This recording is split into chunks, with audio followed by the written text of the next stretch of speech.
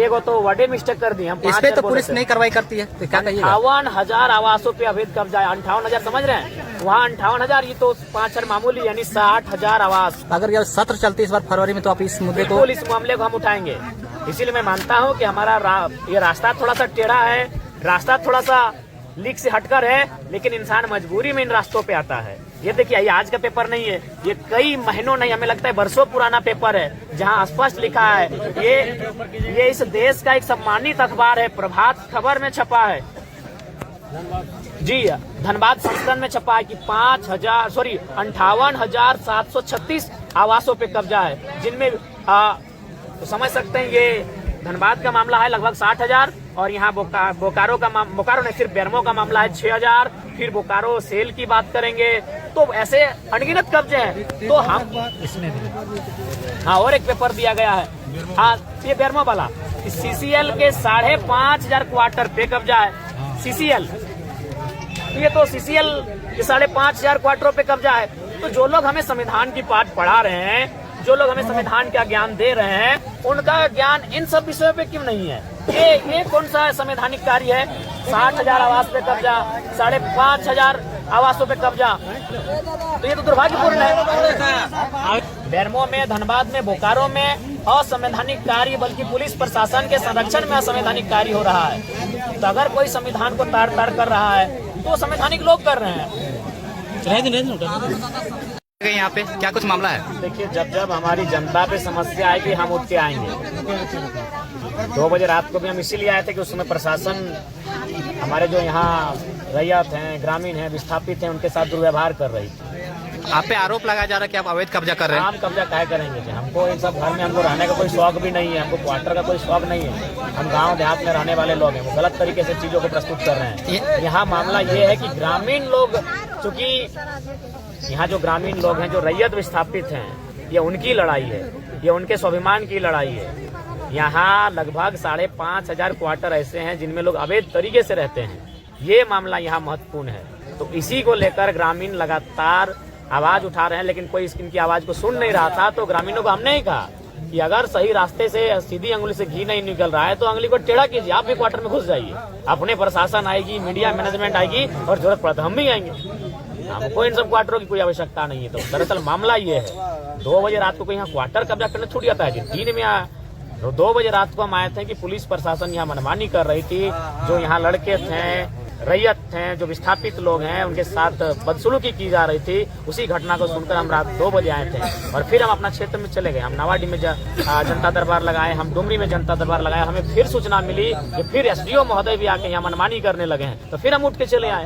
यहाँ हम रात को भी आए थे अपनी जनता के लिए, और अभी भी आ रहे अपनी जनता के लिए। ऐसे क्वार्टर की हमें कोई आवश्यकता नहीं है। मतलब जो अभी जो क्वार्टर का मामला आ रहा है, इसमें कहीं ना कहीं आपके लोगों के द्वारा बोला जा रहा है कि विधायक की आवाज के लिए हम लोग को चाहिए। नहीं, ऐसा कोई आवाज नहीं है। लोगों ने, चूंकि देखिए, आप जान रहे हैं कि जब प्रशासन और जब पुलिस सामने आता है तो आम लोगों को पहचानती नहीं है। आम लोगों को लाठियों के साथ उनका मैंने स्वागत करती है। तो इसीलिए हमने कहा था कि अगर आपको जरूरत पड़े तो हमारे नाम का इस्तेमाल कीजिए, कोई दिक्कत नहीं है।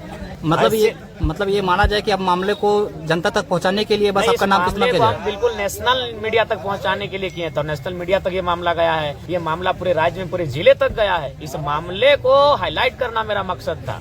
चलिए, यहाँ तक ठीक है। ये जो आपका ये जो पहल है, तो इससे क्या लगता है कि सीसीएल जो अवैध क्वार्टर का जो आप मांग कर रहे हैं, क्या वो खाली करवा? देखिए, हम स्पष्ट कहना चाहेंगे, या तो सीसीएल अवैध क्वार्टर को खाली करे, या तो हम तमाम रैयतों को कहेंगे कि अगर सीसीएल गैर कानूनी है तो क्यों आप क्यों मतलब राजा हरिश्चंद्र बन के बैठे हैं? जितना सक्षम है, जो क्वार्टर दिख रहा है, कब्जा कर लीजिए। हम सेल को भी कहेंगे, सेल में जो बोकारो के लोग हैं, जब वहाँ खटाल बसा है और कि कोई कुछ नहीं कर पा रहा है, तो सेल के जो विस्थापित 19 गांव के लोग हैं, 84 मौजाके के लोग हैं, पूरा गांव 10,000 5,000 लोग जाएं और जो जमीन खाली है वहाँ कब्जा करें। तो ये संवैधानिक नहीं, संवैधानिक हम बिल्कुल संवैधानिक, लेकिन जब आप सीसीएल संवैधानिक बात नहीं कर रही है, डीसी संवैधानिक का हवाला नहीं कर पा रहे हैं, डीएसपी, तमाम पदाधिकारी, तो ये संविधान का डर और संविधान का दायरा केवल आम व्यक्ति तक क्यों? नहीं, विधायक जो है संविधान को लेकर के लगातार आवाज उठा रहे हैं। नहीं, संवैधानिक हम तभी है जब अगला संवैधानिक है। हम बिल्कुल हम संवैधानिक है, अगला संवैधानिक है, हम भी संवैधानिक है। अगर अगला संवैधानिक नहीं हो पाएगा तो हमें लगता है कभी कभी हमें भी माने घी को निकालने के लिए उंगली को टेढ़ी करने की आवश्यकता है। हम तो बोल रहे हैं 5500 क्वार्टर अवैध कब्जा है, मामूली बात है। और ये क्या मामला है कि मान के चलिए कुछ लोग जो बड़े नेता कहिए, बड़े माफिया टाइप के लोग कहिए, वे लोग 7-8 क्वार्टर ले लिए हैं और 1 लाख 2 लाख में बेच रहे हैं उन क्वार्टरों को। तो गलत और असंवैधानिक तो वे कर रहे हैं और सीसीएल को जानकारी है। तो जब भारत देश की एक मान्यता प्राप्त संस्था जिसको हम सीसीएल कहते हैं, अगर वो असंवैधानिक है तो एक आम व्यक्ति कितना संवैधानिक रह पाएगा। इसीलिए संविधान, जब सभी लोग संविधान का पालन करेंगे तभी संविधान की सुंदरता रहती है। इसीलिए वे तो सक्षम पदाधिकारी हैं, उनको सबसे पहले संविधान का अनुपालन करना चाहिए और कल ही सीसीएल कर्मियों के अलावा जो लोग भी हैं उन्हें खाली करवाना चाहिए। हाँ, हम एक, चूंकि यही मेरा तर्क रहेगा, तो इसीलिए हमने ये आज थोड़ा नया थोड़ी हमको लगता है।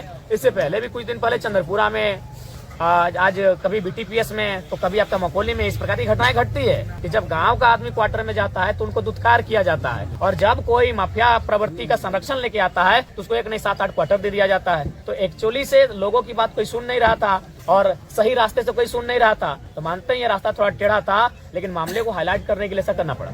पर मामले को देखते हुए ऐसा लग रहा था लगभग 4 से 5 थाना का पुलिस आई थी। तो नहीं, ये सबसे बड़ा दुर्भाग्यपूर्ण है कि आप सोच सकते हैं कि ग्रामीणों के पक्ष की तरफ से एक विधायक बैठा है और फिर भी उनका व्यवहार कैसा है, तो आम व्यक्ति के साथ क्या व्यवहार होता होगा। ये कोयलांचल में क्या मनमानी हो सकती है। ऐसे ही नहीं इतने नेताओं का कत्ल हुआ है, उसमें पुलिस प्रशासन का भरपूर योगदान होता है। नहीं समझिए, ठीक है, जनता सही है कि गलत है उसका चर्चा हम बाद में करते हैं। इनकी तरफ से एक विधायक पक्ष लेके आया है तो कम से कम मैनेजमेंट को सामने आके बात करनी चाहिए थी, एसडीएम को आके सामने बातचीत करनी चाहिए थी। विधायक जी, ये ठीक नहीं है, ये उचित नहीं है, आप लाठी लेके पहुंच गए। कुछ लोग बोल रहे थे महिला पे लाठी मार रहे थे, महिलाओं पे लाठीचार्ज हुआ है, इनकी चुनियां तोड़ी गई है, इनके हाथों में चोटें लगी है, बॉर्डर जैसा माहौल बन गया था यहाँ पे। बिल्कुल, ये बहुत ही दुर्भाग्यपूर्ण है। तो वही तो हम बताना चाहते हैं कि वही हम बात अपना रखना चाहते हैं कि एक विधायक ग्रामीणों और रैयतों के पक्ष की तरफ से आया है, सो इनके साथ ये दुर्व्यवहार है, तो आम व्यक्ति का क्या हाल होता है। आपका अगला कदम क्या होगा? हमारा अगला कदम यही होगा, अब हम लोग कानूनी प्रक्रियाओं से और इस प्रकार के दोनों, हमारा एक टीम कागजी कलम और कोर्ट के सहारे इस मामले को लिखित रूप से लेके जाएगा और एक टीम हमारा इसी प्रकार आंदोलनों के माध्यम से जो गलत तरीके से जो चीजें चल रही है उनके खिलाफ अपनी आवाज, मतलब एक तरीके से कहा जाए अवैध कब्जा खाली करो अभियान चलेगा। चलना ही चाहिए, गलत बात है। क्यों अवैध कब्जा भाई, क्यों अवैध कब्जा? भी 1-2 नहीं 5,500 क्वार्टर और धनबाद में भी शायद 6 हम बोले, थोड़ा 13 नहीं, हमको लगता है ज्यादा, वहाँ 8800 कुछ आसपास है। पुलिस वही लोग को संरक्षण दे रही है। तो चूंकि पुलिस संरक्षण उन्हीं लोग को इसलिए देती है क्योंकि पुलिस की माफियाओं के आगे नहीं चलती है। और कोयलांचल में जो हैं, जो दबंग प्रवृत्ति के लोग हैं, माफिया प्रवृत्ति के लोग हैं, उनके हाथों में कोयलांचल है।